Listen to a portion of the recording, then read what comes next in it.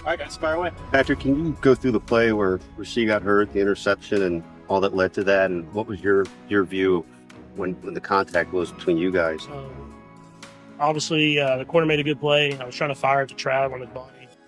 I overthrew him a little bit, turned the ball over, and then I thought Rasheed really made a good play. I was trying to tackle the guy and obviously rolled up on him. If I just don't turn the ball over, that never happens. So you just gotta try to get better at that. Did you tell right away it was something that was going to take him out of the game? I mean, I didn't know exactly what happened because obviously I was trying to make the tackle, but I know Rasheed and how tough he is. So with him being down like that, I knew it wasn't good. So all we do is pray that the X-rays in my eyes and stuff like that are better than what it looked. But I mean, next man up until he's back. Was that easier to say than do sometimes? I mean, was that pretty jarring to have him go out like that, seeing him helped off and everything? I think more than anything, it's just trying to get everybody kind of settled back down, including myself. I think at the beginning of the game in general, we were trying to do too much. And that's all we had. We had the fumble and then the interception. But if our guys stepped up and filled as good as they can the role that he has in our offense, which is a big one. And so all we can do now is try to go back to the basics and try to get guys opportunities to succeed. I thought Travis did a great job of stepping up and making plays like he always does. But at the end of the day, we got the win. That's what's important. What's your thought on how Kareem did today? I think he did a great job. Someone that coming into an offense, I know it's an offense he's been in, but an offense he hadn't played in years, and to be able to run the football hard, get well-earned yards, catch the ball out of the backfield, it was good to see, and I'm just glad Beach has built a great running back room that we can get guys to step up and make plays while Isaiah's not here. He looked at all to you like the guy from a few years ago? Yeah, I mean he's always been a guy that runs tough. He's hard to tackle, and you can see that, and he's going to make sure he finishes every single run and falls forward, and I think that was good to see, and I think he'll get more and more comfortable as the year goes on, and he'll be a role in our offense. I say you got more out of him today than maybe you anticipated you would. Not necessarily. I thought he was going to have a role in the offense. I don't know what the exact stats are, but I know he ran the ball well. With our running back room and just kind of in general in this offense, if you got a guy going, you just let him go. It's not about how the game plan is kind of planned out. It's just if a guy's hot that day, you keep feeding him the football, and that's what we did today. What's it been like for all these one-score games? We're accustomed to seeing you roll up big wins, but every game so far has been a tough one. You enjoy that? I mean, it prepares you for the playoffs. In the playoffs, you're going to be in one-score games. I think the NFL is just very balanced. And we're playing division games against ranked opponents. And so these are games that we found ways to get win. And I feel like we're not playing, I mean, it's a record playing, but I feel like we're not playing our best football. But we're winning football games. And that's a big credit to our defense. It's a big credit to guys stepping up offensively in second halves. I'm glad we're getting wins. And we'll keep building and try to keep getting better. Been, four weeks into his career. That's a big game today. Just what's your thoughts on his play so far and the plays he's in? Yeah, I mean, a big-time catch down the field, some big-time third-down conversions. He's a great football player, and I think he's just getting more and more comfortable within the offense.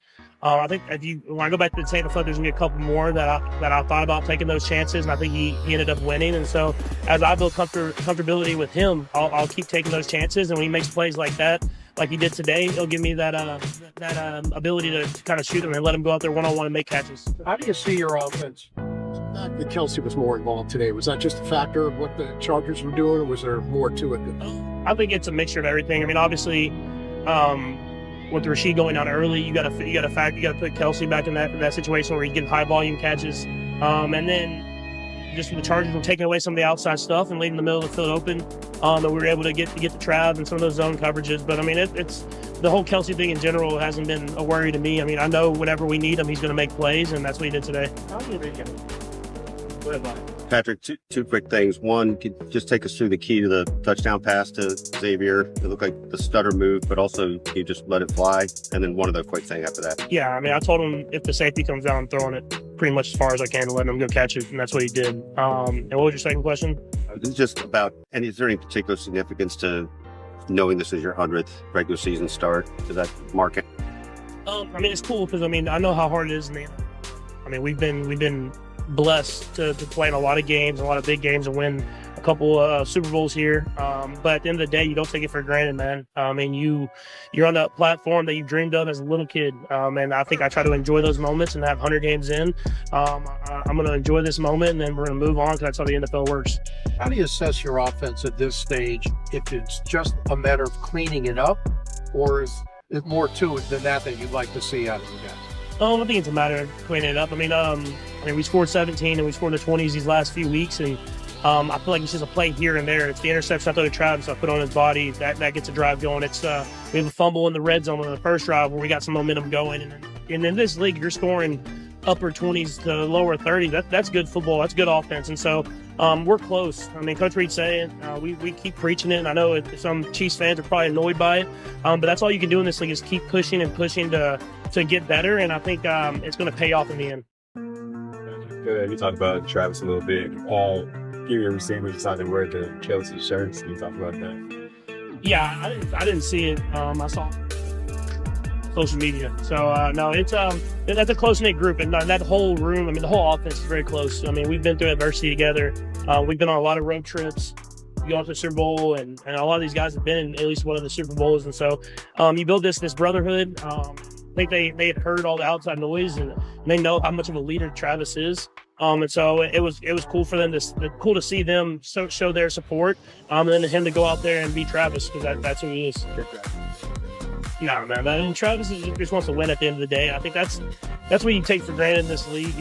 I mean, we've had a great offense, and we've done all these cool things, and it's been fun. But at the end of the day, it's all about winning, and I think he's a true leader when it comes to that. He doesn't care who gets the stats. He just wants to win the football game. Patrick, the first quarter down 10-0, 100 starts. Then was it just not phased, kind of like there's still a lot of football left? Yeah, I mean we had to pick up our urgency. We weren't playing good, but I think the best thing about it is no one talks about it, and they start to now. Our defense is a really good defense, and they know how to shut the door and keep us in football games. And then they believe that the offense is going to find a way to score enough points in the end, and that's what we did today. I mean, they had quick 10 points. We put them in terrible positions. They held up to a field goal, and then they shut the door the rest of the game. And that's what it takes to be a great football team, is everybody stepping up. And our defense has done that this entire year, and offensively, we found a way to get enough points.